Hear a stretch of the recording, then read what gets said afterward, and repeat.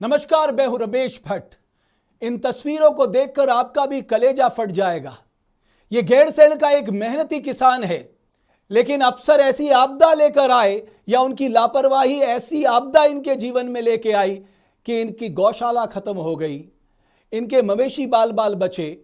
जो दिलीप जी हैं, उनके पैर में चोट लग गई, उनके सर पे 3 टाके लगे। और आप सोचिए, आज से ठीक 1 साल पहले जब इन्होंने चिट्ठी लिखी कि साहब हमारे घर को खतरा है, हमारे खेतों को खतरा है, और 1 साल के बाद वो लगातार अफसरों के पास जाते रहे, किसी ने किसी और ध्यान नहीं दिया, सिर्फ लेटरबाजी जारी रही।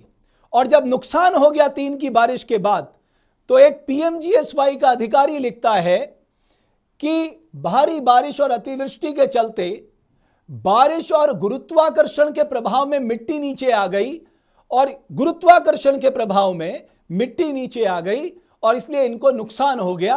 और मुझे इस बात का खेद है। यह पीएमजीएसवाई का अधिकारी लिखता। अगर तुम्हारी मिली भगत नहीं होती ना उस पीएमजीएसवाई के ठेकेदार से, तो आज इतना बड़ा नुकसान हमारे उत्तराखंडी को नहीं हुआ होता। अगर तुम डिजाइन सही से करते उस रोड को, मलबे के निस्तारण की व्यवस्था ठीक करते, तो आज हमारे इस किसान भाई को इतना बड़ा नुकसान नहीं होता। और प्रशासनिक लापरवाही का कब तक उत्तराखंडी शिकार बनेगा? आप लोगों की जिम्मेदारी और जवाबदेही क्यों नहीं तय की जानी चाहिए? जब आपको 1 साल पहले पता था कि इसके घर को खतरा हो सकता, आप लोग हाथ पे हाथ धरकर क्यों बैठे रहे, सिर्फ चिट्ठियां लिखते रहे? और आप लोगों के नकारेपन की वजह से आज एक मेहनती किसान को इतना बड़ा नुकसान उठाना पड़ा। कौन है इसके लिए जिम्मेदार? किसी को तो जवाबदेह बनाना होगा। कौन इसके नुकसान की भरपाई करेगा? ये सारे सवालों के जवाब देने बहुत जरूरी हैं। ये कहानी क्या है, उनके साथ क्या बीती है, ये बताने के लिए गैरसैंण के टेटुड़ा गांव से मेरे साथ दिलीप सिंह जी जुड़ रहे हैं। दिलीप सिंह जी, क्या क्या नुकसान आपको हुआ है? सर कि मेरी बागवानी 60 साल से चला रहे सर। मेरे दादाजी की थी पहले, फिर मेरे पिताजी करते थे, अभी मैं कर रहा था। 14 साल से मैं ही कर रहा हूँ, क्योंकि लॉकडाउन से पहले मैं 2010 में घर में आ गया था अपना व्यवसाय करने के लिए, जिससे मेरे पिताजी ने मेरे लिए फिश का टैंक बनवाया।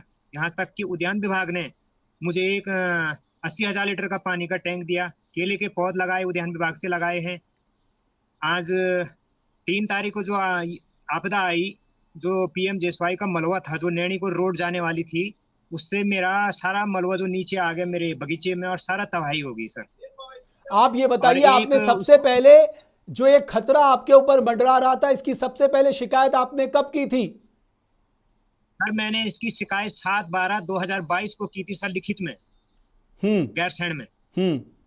बिल्कुल सर। उसके बाद वहां से कागजी कुछ नहीं हुआ। वहां से देखने के लिए लोग आए और फोटोग्राफ। तो सर उसके बाद ये अभी अगस्त में, तीसरे में, ये अगस्त 3 तारीख को काफी बारिश हुई, जिस कारण की वो सारा मलबा मेरे बगीचे में आ गया। उस समय तो मेरा मच्छी तालाब, वो टैंक प्लस सब कुछ बर्बाद हो गया था। नहीं, आप मुझे बताइए, जब आपने पहली बार अपने घर के खतरे के बारे में इन अफसरों को बताया, तो उन्होंने क्या किया? सर कुछ भी नहीं किया सर। लेटर में मैं आपको दिखा दूंगा, वो लेटर जो मैंने आपको भेजा भी है, और बाकी कुछ नहीं किया।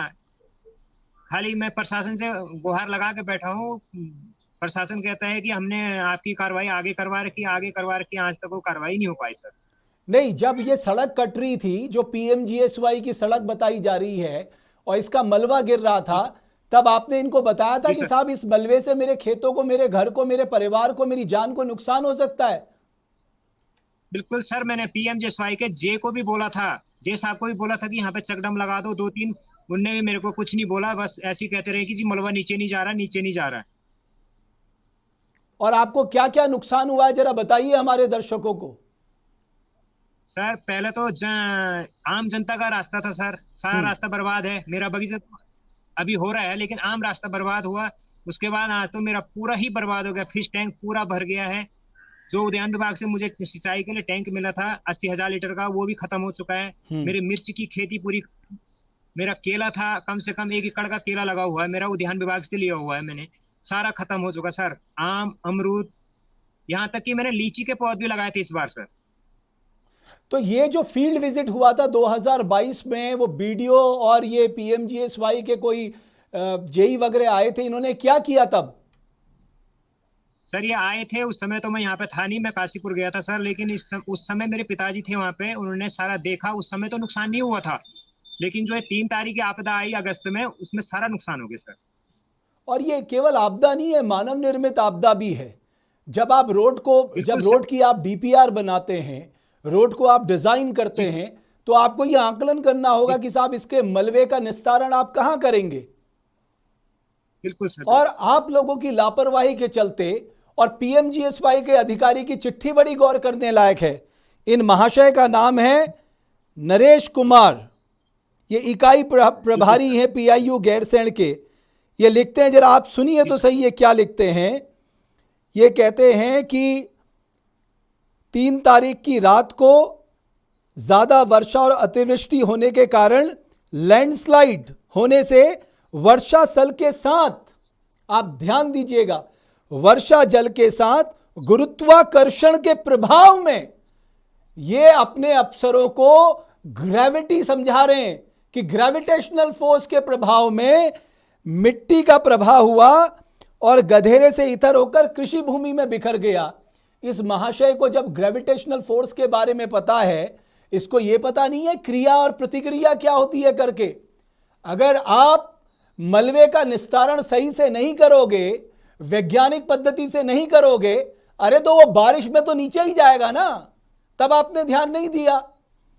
मैं सिर्फ इतना चाहता हूं कि ये जो उत्तराखंडी ने सालों की मेहनत से अपना टैंक, अपना फल का बाग, अपनी खेती, ये सब कुछ शुरू की है, ये पीएमजीएसवाई के अधिकारियों की, और जो लोगों ने 2022 से लगातार लापरवाही की, उनकी तनख्वाह काट के इनकी भरपाई होनी चाहिए। जिस ठेकेदार ने वहां पर रोड काटी, अगर उसे यह नहीं मालूम कि ये मलबे से नीचे लोगों को नुकसान हो सकता है, उसके ऊपर भी बराबर कार्रवाई करते हुए इनकी भरपाई होनी चाहिए। आप निश्चिंत रहिए दिलीप जी, मैं आपको विश्वास दिलाता हूं, आपके नुकसान की पाई पाई ये लोग चुकाएंगे, क्योंकि इन्होंने जो 1-1.5 साल की जो लापरवाही बढ़ती है, घोर लापरवाही, उसके चलते आपको इतना ज़्यादा नुकसान हुआ है। और ये पीएमजीएसवाई का अधिकारी जो है वो ग्रेविटेशनल फोर्स समझा रहा है आपको और अपने अधिकारियों को। आप उत्तराखंडी को ग्रेविटेशनल फोर्स समझाएंगे और कहेंगे बारिश के कारण ग्रेविटेशनल फोर्स से मिट्टी नीचे आ गई और इनको नुकसान हो गया। और आगे क्या लिख रहा है ये अधिकारी? ये लिखता है कि मैं संवेदना प्रकट करता हूं, अगर तुमने उस ठेकेदार को समझाया होता और मिलीभगत नहीं की होती तो आज ये जो व्यक्ति है इसका इतना नुकसान नहीं हुआ होता। उत्तराखंड में हमें एक चीज समझनी होगी, एक तरफ आपदा है और दूसरी तरफ मानव निर्मित आपदा है। और ये जो एग्जाम्पल, ये जो उदाहरण है जो दिलीप सिंह जी को नुकसान हुआ है, इसमें आपदा के सबसे ज्यादा जो प्रभाव डाला है वो मानव निर्मित आपदा ने डाला है, और ये अफसरों ने इस मानव निर्मित आपदा को जन्म दिया है।